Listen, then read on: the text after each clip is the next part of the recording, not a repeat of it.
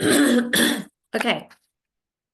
Lots of new changes and some new forms. The 2406 that we have been using as an addendum to our contract, which identified how the commission was going to be paid. That is gone. You won't find it anymore in zip forms or brokerman or anywhere that you get your forms. It has been retired, it has been pulled. So that form is gone. If you have an old contract with that attached, that's okay. That's not an issue. But all of that information is now in the new contract. We hit on this a little bit already as we were expecting these to come out, but now that they are out, I want to go over all of this again. The 24, I'm sorry, the T47.1 is also now available. It does not require a notarization. It is just an acknowledgement of the seller regarding, whether or not there's been any changes to the survey, that type of stuff. We don't want to see that placed on the MLS because it has the seller's birth date on it. So that would give someone access to the seller's date of birth and name, and right, that would be an address. Just too much information, and sellers, obviously would not be comfortable with that. Some of your sellers may not be comfortable with it. They may prefer to just go get the notary, and that's okay too. Either one of those work. My recommendation is, when in the contract, it says you've got a certain number of days to provide the survey and the T47 or T47.1. My recommendation is to provide it after you have gone under contract. And that is going to be the classic realty policy, that we provide that after going under contract, that we do not put that on the MLS for safety purposes. Okay. So there's just a little blurb about that. The document is available in your brokerment documents for you to use. Okay. I'm going to share my screen so that we can go over all of these changes. I said I was. Here it is. Maybe, maybe not.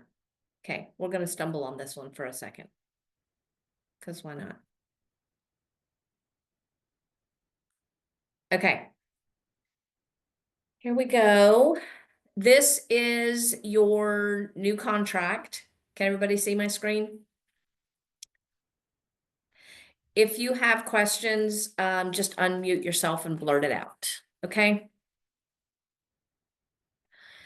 Here's your new contract. The first change comes in that survey paragraph where it says this is the declaration or the affidavit. The declaration is the T47.1. The affidavit is the regular T47 that we're accustomed to seeing. If the seller fails to furnish that within the time prescribed, the existing survey, then the buyer's lender doesn't accept it, whatever, right? All of this verbiage has been added. If seller fails to furnish, then the buyer can obtain a new one at the seller's expense. So that's paragraph 1. And paragraph 2, they've added, if the buyer fails to obtain the survey, the buyer cannot terminate the contract based on 2B of the third-party finance addendum because the survey was not obtained. So 2B refers to the property condition, right? To the lender accepting property condition. Of the third-party finance addendum, we're going to go pop in and look at that in a minute too. So they've just added that blurb in there. If it was the buyer's responsibility and the buyer didn't do it, the buyer cannot terminate based on that. Do those 2 paragraphs make sense to you guys? Do you guys have any questions or want any more clarification on any of that?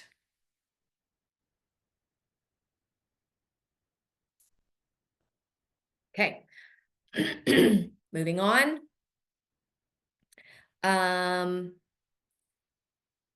You'll notice that all of these addendums on this page that we scarcely ever use have been removed because everything has been moved into this one addendum of the required notices, utility, drainage, public, everything has been moved into paragraph 12 regarding all of these required notices, okay? So those changed. A certificate of mold remediation, if the seller has had any mold remediation done in the last 5 years, the topic was mentioned whenever I went to the broker meeting on this. The topic was mentioned, what if the seller has only purchased within the last 2 or 3 years? What does that do? Hopefully, some of that documentation has followed the seller. It may not have, right? So there could be some situations where we're getting kind of sticky here because there has been um, no provisions made for what if the seller only bought it in the last 2 or 3 years and the previous seller did not provide that. It was not required prior to now. So what if you have any situations like that, be sure to bring them to my attention so that we can figure out, maybe we have to go ask an attorney, right? So if something like that comes up, definitely bring it to my attention so that we can hopefully get out in front of it before it becomes an issue for our seller. Another thing to note here is that if you are aware of any of your potential, past buyers, getting any sort of, if they reach out to you and say, hey, who do we call for this water damage, right?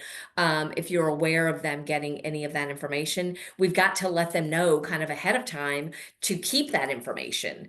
I find that many times sellers keep information that's not necessary and they throw away information that is necessary. I recently represented one with a foundation issue. She kept everything from her foundation repair. Everything, like estimates and all of this silly stuff. The one document that she did not have was that final document with the warranty saying the work had been completed. The one that we actually need, she didn't have. She had a book of documentation otherwise, but she didn't have the one we actually needed. So sellers, they don't know, right? They need us to educate them on that. So it is definitely a conversation to be had. And trying to get out in front of it. Again, this is the importance of staying in contact with your people, because if they happen to mention, oh, hey, we just had to get all of this done, you can remind them that mold remediation certificate will be required if you ever sell it. So make sure you hang on to it for 5 years, right? So once again, a reason to be having regular conversations. Hopefully you're staying in touch with them and regularly having phone calls with them or stopping to visit. And this is where your phone calls and pop bys come in handy for staying in touch. Brokers fees, they just added here that not set by law and they're negotiable. We knew to expect this change to come in. Did anybody have any other questions on the mold remediation piece before we move on? Or anything else? Now we're getting into the meat of it, okay? Here is your paragraph 12. And once again, we hit this paragraph briefly once before when we were expecting these changes before they actually came out. This is the only document to be used now, right? This is the only one you have access to. The seller will pay the following expenses, which include broker's fees that seller has agreed to pay in number A on, right, the listing agreement. So that could be that they have agreed to pay the buyer's broker or agreed to have the broker pay the buyer's broker in the listing agreement. Okay. And then B is the following amount to be applied to brokerage fees. So this is whatever the seller might be paying for the buyer's agent compensation. Okay. That's what 12A1B is. The buyer's agent compensation that the seller is paying directly to the buyer's agent, not through their broker. Through their broker is covered under A. And then in C is any other concessions that the seller is agreeing to. So this is going to be your repairs, your buy downs, your closing costs. Anything else that the seller is agreeing to is going to be in C. Is everyone clear on A1A and A1B? Do you understand the difference there? If the seller has said, I'm going to pay my listing broker 6%, and my listing broker is going to pay 3% to the buyer's agent, that does not go in 12A1B. That is not where that goes.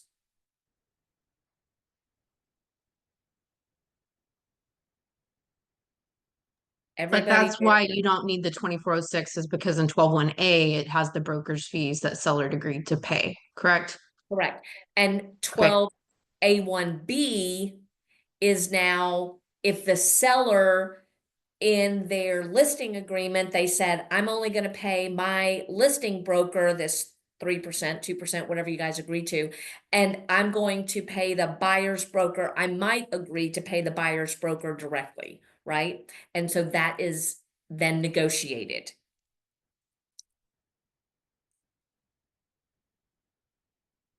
The seller's paying in B directly to the buyer broker. It is not coming through Classic Realty.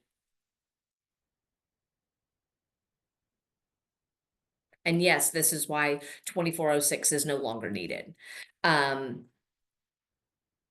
In 12A1A, we would have a 2402 in place. That is the broker to broker agreement saying that that Classic Realty is paying the buyer's agent this 3%. Go ahead, Evan. Good morning. So so 121A1 or 12A1, that's when our listing agreement says 6%, 3 and 3. We do include the 2402 because the spot on this contract is actually just informational, right? Down That's at the bottom. correct. Okay. And right here, it doesn't exactly identify Right. who would be paying that, right? Okay. Okay. Or how much is being paid. The 2402 does that. Okay. Is the 2402 is the actual agreement. Yes. The contractual agreement that this is referring to That's under correct. this contract. Okay. How's the baby doing, Evan? He's good. He's in his little swing right now. And then 12A1B is if the seller is paying directly to the buyer's agent. And we don't use 2402 if we have that amount in there. Okay. I do have a slide that I might pull up for you in a little bit that really shows this well that I created last week. Oh, Lori, I'm going to stop you again. Sorry. No, that's good. So 24AB would be used in the scenario that, say, they've disclosed that they give 1%, but we know our buyers can't pay us additional 2. So we're going to ask, like in closing costs, where it would be a closing cost thing. This is where we can include that, but make sure it's only for our compensation. Correct. So any buyer's agent fees go in. So if you're representing the buyer and you're asking for closing costs, some of which are going to be used maybe for your buyer's closing cost or in lieu of repairs, that's going to go in C. Your fee will go in B. Got it. Okay. Okay. Under the buyers shall pay the following expenses. A2, they've added here that brokerage fees can be included in those expenses. Okay, this was not here previously. Remember, we had warned you, Rebecca and I were warning you not to use that paragraph because brokerage fees were not included. They've now been added. Okay. I'm going to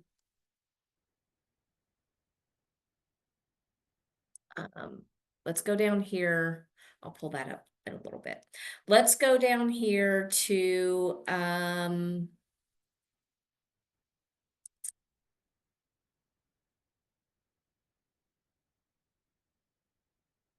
they added a new addendum in here for a 1031 exchange. We're going to look at that addendum here in a minute also. On this page here, where we have the percentage, again, this is referring to, it's only notification. It's referring to a separate agreement that has always been there.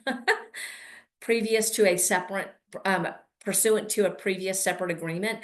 The listing broker is paying the other broker. This is where you as the listing broker might put in 3%, right? This is the agreement now is the 2402. The agreement used to be the MLS, and now it is the 2402. This is for informational purposes only. Okay, when you're putting the 3% in here, you're saying we have another agreement in place. Okay.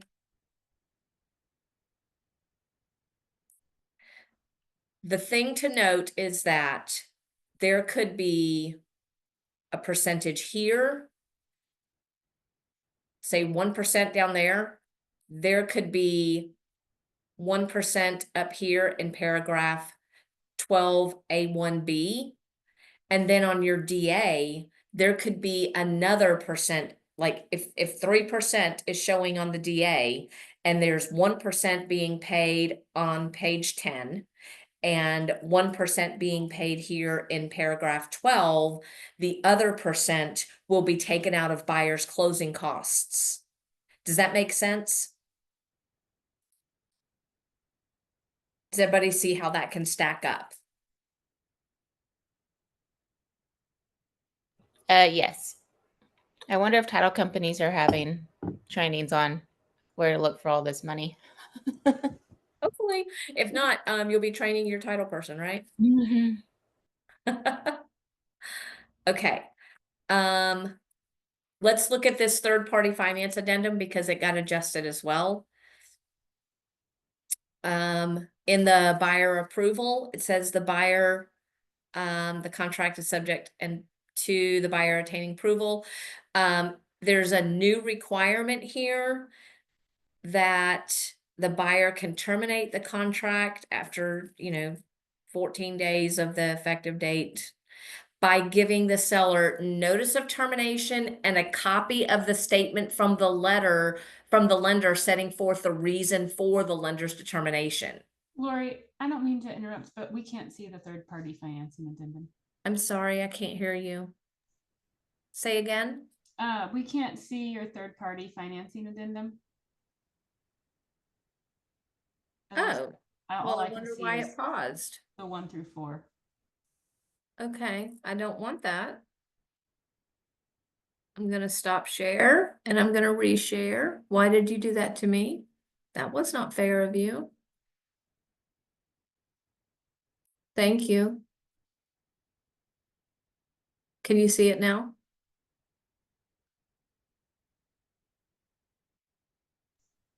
Yes. It tells me that you can. It says participants can now see your application. Beautiful. I wanted them to. Okay, so under buyer approval at the top of page 2, they have now added, and I love this, frankly, that if notice of termination for lack of lender approval, then a copy of a written statement from the lender setting forth the reason for the lender's determination is required. Okay, so previously we could ask for it, and I often did, but it's now a required part of the third-party finance addendum. Okay. Additionally, can everyone see the termination?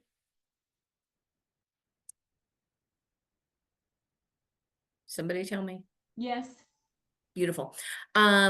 Additionally, it's been added here, number 2, in the termination of contract.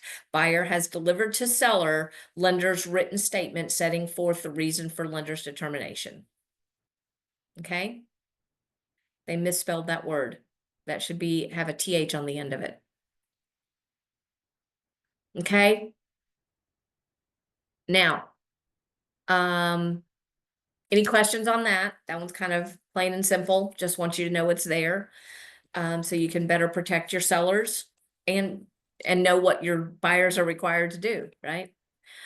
On the amendment, the amount in paragraph 12A1B of the contract, B, that is A1B, that's the one that the seller is paying directly to the buyer's agent. That amount can be changed. It can be amended, right? So we're under contract. The seller has agreed to pay 3% to the buyer's agent. After the inspection, the buyer came in and asked for, what the seller felt like was an exorbitant amount of repair costs or repairs, whichever. And the seller said, well, if I'm going to do that, then I need to change the amount that I'm paying to the buyer's agent, and that can be amended. Okay.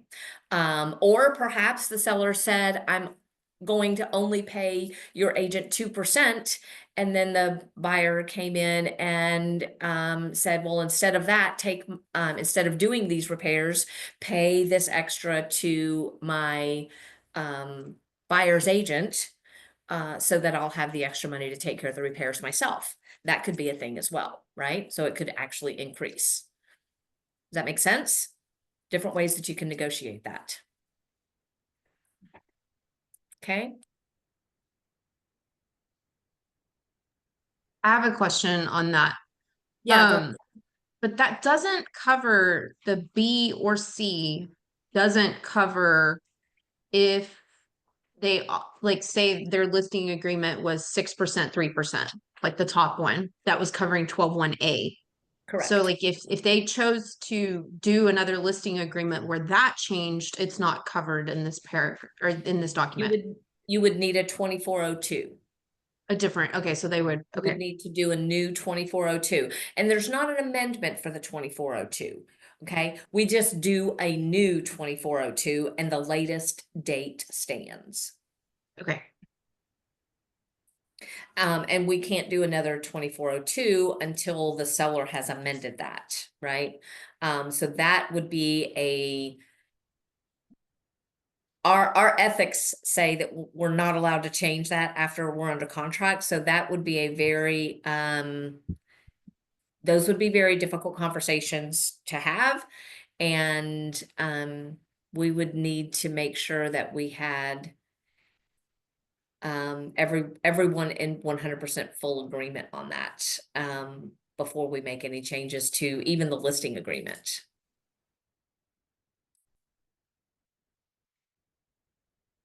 I suspect that our code of ethics, some of those articles are going to change a bit regarding compensation.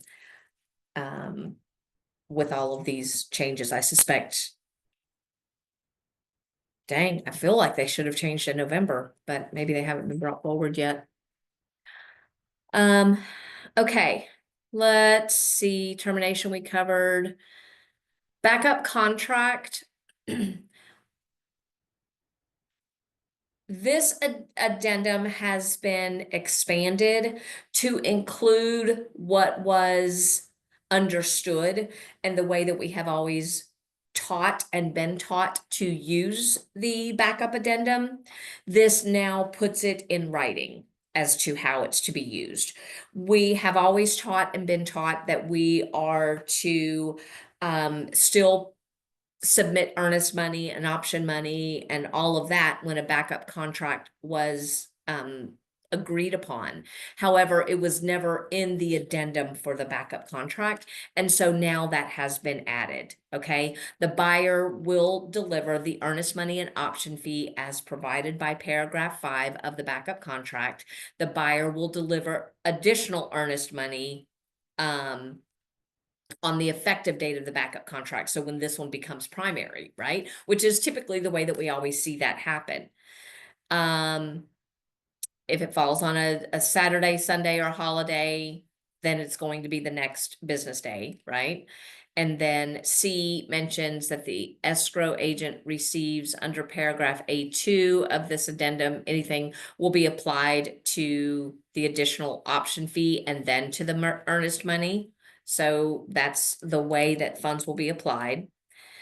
The buyer authorizes the earnest money to release the option money to the seller in D. So a lot of the things that we see in the contract are just being clearly expressed in this addendum, okay? Failure to deliver the earnest money means, or the option money means you don't have an option period. Failure to deliver the earnest money means that the seller has the option to terminate. So, so they've just put in writing stuff that we were already acting on and stuff that we understood, but now it's making it very clear to the buyer and the seller, okay? Any questions on the backup addendum?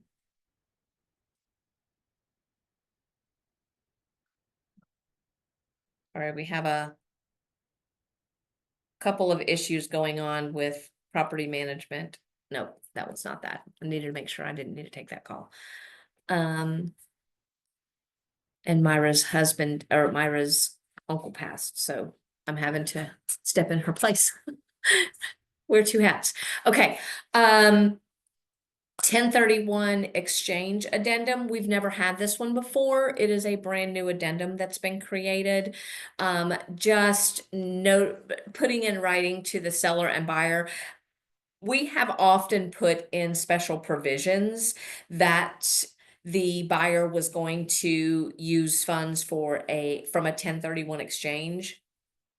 In this way, we will no longer have to put that in special provisions. We now have an addendum for that, right? If there's an addendum for it, you don't put it in special provisions, right? You use the addendum. Any questions on that? That one is very clear, cut and dry. Just notifying the other party. The unapproved property contract. I know Evan, you guys deal with this a lot. This has been, so basically that paragraph that we see a lot in the farm and ranch contract where it can be adjusted based on the survey, they just pop that right in here. Okay. The sales price will or will not be adjusted based on the survey. If it is adjusted, based on the difference of this many acres, this price per acreage, if it's adjusted by more than 10%, either party can terminate. And you've got to give written notice within a certain number of days. Any questions on that? Evan, I think you're the only one on the call that really probably runs into this most. Although Heather, I think you might be heading that direction. So this is important for you to know as well. When it comes time for it to happen, let me know if you have any questions on that.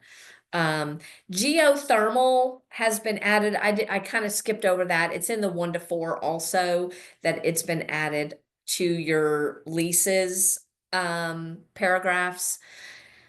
Geothermal is apparently nothing more than warm water underneath the property.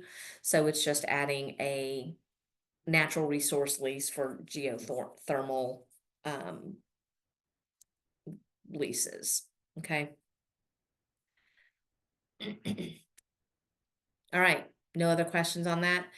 The resale certificate for condominiums has been changed a little bit for anybody that works with condominiums. We don't have that a whole lot here.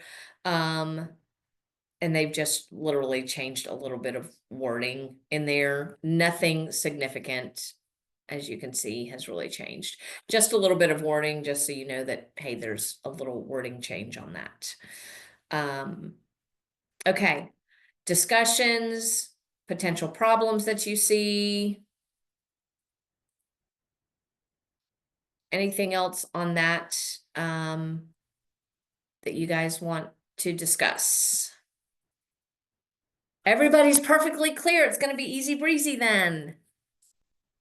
On our current contracts, is there any type of deadline that it has to be closed by to not need any, like, we're good on? The deadline is when it was written or accepted, right? Okay. So if you went under contract prior to the 16th of December, then you're okay on the old one. If you went under contract the 16th or later, then you need the new one.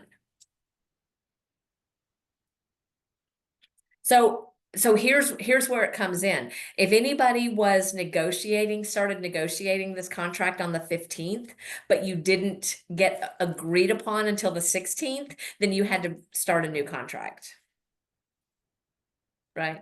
So that's where that came in. So if that wasn't happening to you for those 2 days, then you were probably okay. Heather, were you guys negotiating your new contract then? Or when did y'all get it approved? Remember. Because y'all were No, with we were under contract on the. I think I have it in a text message, actually, because you said under contract. Yeah, we were under contract on the 9th, I believe. Oh, So we're good. good. Yeah, Beautiful. the 10th. Yeah, 10th. Okay, good. Good. Yeah, that's where it would kind of come in into play. So yeah, there was a little bit of a sticky minute right there for sure. Okay, so I- if I went on the contract the 9, everything is good, right? Everything is good. Yes, Okay. ma'am. Did you go under contract? The 9th and 10th must have been a big day for Mhm. classic agents to go into contract. Y'all must have been negotiating like crazy those days. I am pulling up this slide that I made. Just to give you guys a visual of how the compensation can kind of play out. If I can find this slide, I should have already had it open. It didn't occur to me until I was talking.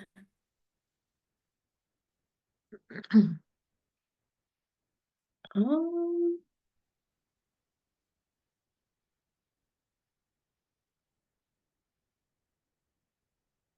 hmm, I don't know where to put it.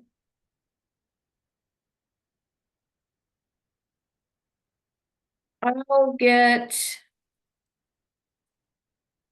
get Madeline to email that out to you.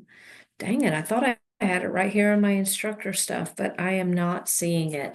The biggest thing that I want you guys to be aware of is how the compensation can literally stack. There can be some paid by the broker, some paid by the seller, and some paid by the buyer. So making sure that those are appropriately recorded, contracted, right, is the important part. So I a have little a bit. question on the broker's compensation, which I thought of the other day. So what if you're working with, like, say, an agent that told you that we're doing the 2402 broker to broker, and say their listing agreement was actually where the seller was going to pay it, and they told you wrong? Like, are you protected? You know what I'm Did they saying? already 'Cause sign the 20? Did they sign the 2402? Yeah, I didn't run into this scenario, but, like, on the listing agreement, they can either do it where the seller's paying or where they're paying their agent and their agent's paying us. So say when we ask that agent, since we're not seeing that document, what if they tell us wrong and we go the wrong route on this 1 to 4? We would have to amend the 1 to 4 whenever they told us that, something was different. Oh, I'm sorry, I messed that up. Or, if we have a 2402 signed, then they're bound to the 2402. And their broker's just gonna have to take that up with them.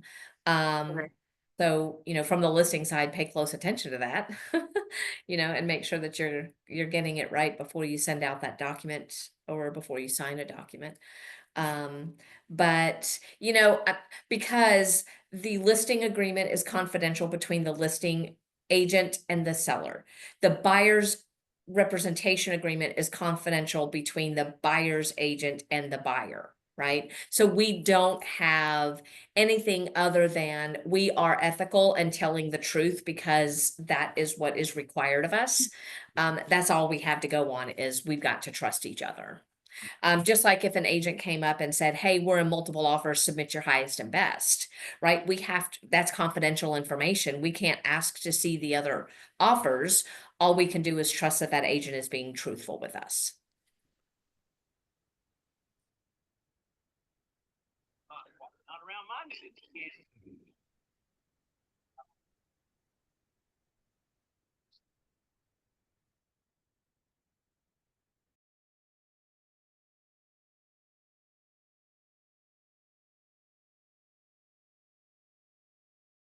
I think Madeline's going to be able to get me access to those slides. I don't know where I filed them on. I think I created them, but I don't know where I put them on my thing. I'm not finding them on my laptop, but hopefully she'll be able to get that to me and I can. It's just way more easy to kind of put a visual on it, right? To be able to see that way. Hey, Lori, Yeah, go ahead, Ernest. a little bit of a sidetrack question about what you just mentioned about confidentiality about, let me tell you what I did. I talked with a seller agent and they would not tell me if there were any offers at all on a property that a The client, seller may have told them not to. Yeah. okay. Or whether they were under contract with anything. I thought ethically they had to tell us that. So if they are already under contract, that should be on the MLS as being under contract. And yes, that part has to be disclosed. What If if in the MLS if they they are actually, considering other offers, the seller, they have to get their seller's permission to tell you that information. And I have run into a couple of situations where sellers have said, I don't want that mentioned. in the MLS on the specific listing, they actually state on there not to contact the selling agent and ask about activity on the property. I'm sorry, can you repeat that? On the MLS and ABOR on that particular property, it says do not call the selling agent and ask about property activity. Plain and simple, it stated just like that. I mean, Wow. What it's- kind it, of, it was a resale. It didn't Kyle. Yeah, in a well, fairly. that is interesting for sure. And I cannot say that I think that I don't think that they are doing a very good job for their seller. But I'm not their broker. So, yeah. Oh, I can give you. I'll give you three guesses, and I guarantee you'll get it on the first one. It's your boy.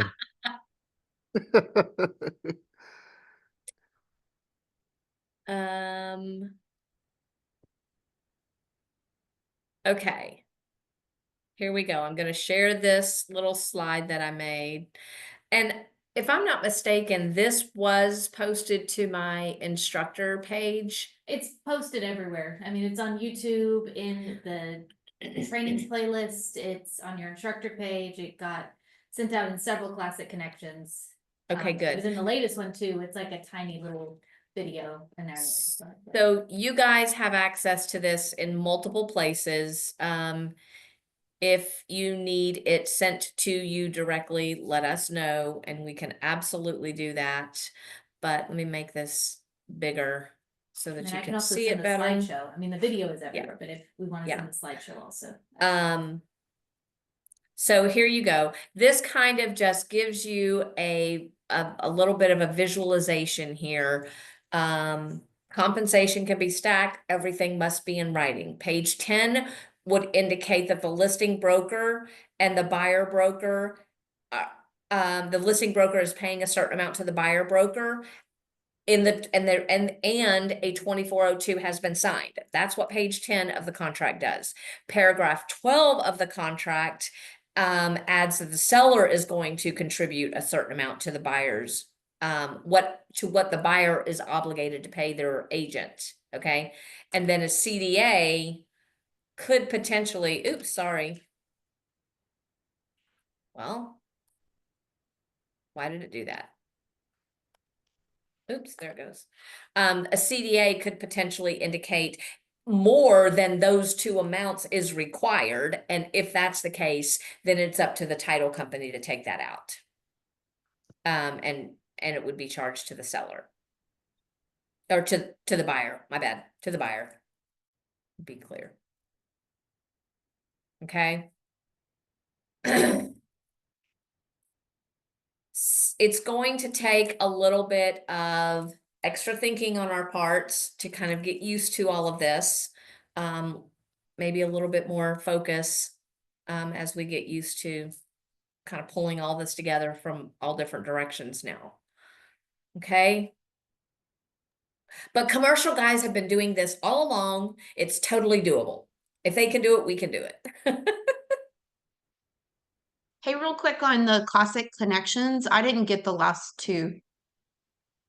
Weird. We Yeah, will double check your spam.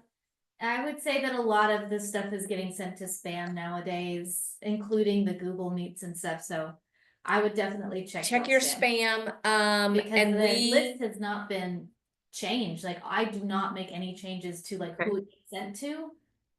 It just has a list of emails that get pulled.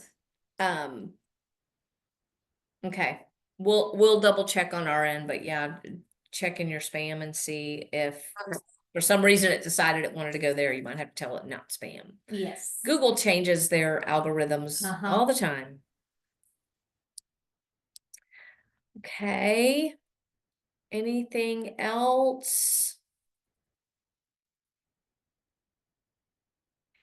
I don't know if there's any other ways that I can explain it. Just know I'm here for you guys. If I don't answer you right away, I will get back to you and go over this. Rebecca can explain it as well. If you're needing an answer immediately and I'm not picking up my phone right exactly then. Rebecca can also help you work through this stuff. Madeline cannot. She's not an agent. I can give you moral support. Go team! Okay. Any other? Kelly gave you a heart. Oh. And she's laughing at you. Hearts and laughs. Okay. It is the time of year that you should all be working on your business plans and your goals for next year. Feel free to please schedule with me to go over those. And like I told Heather yesterday, you guys can also schedule your quarterly meetings out through the rest of the year, and I'm perfectly okay with that as well. So we can definitely do that, and let me know if there's any other ways that I can support you. I want you to be successful in your way, and I want to be supportive of that. So whatever I can do, y'all let me know. Angela, it's so good to see your face again, my dear.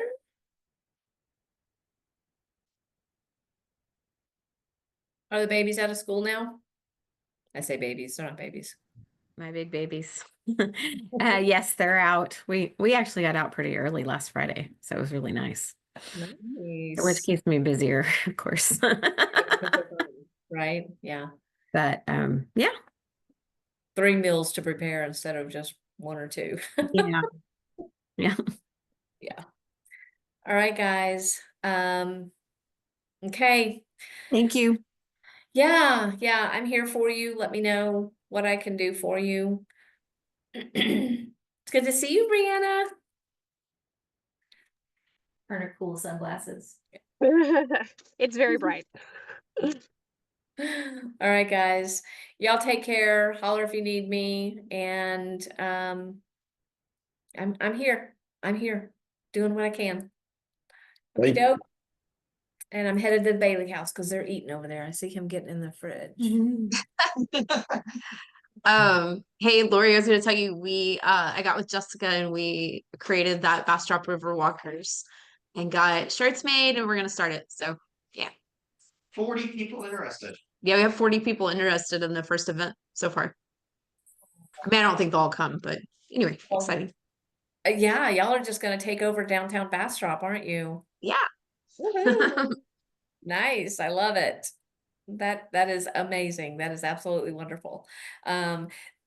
Heather came up with this idea. So the Bailey team and Jessica Haggerty are all in the Bastrop area, and Heather and Jessica, I guess, have been walking together regularly through downtown. Am I understanding that part correctly?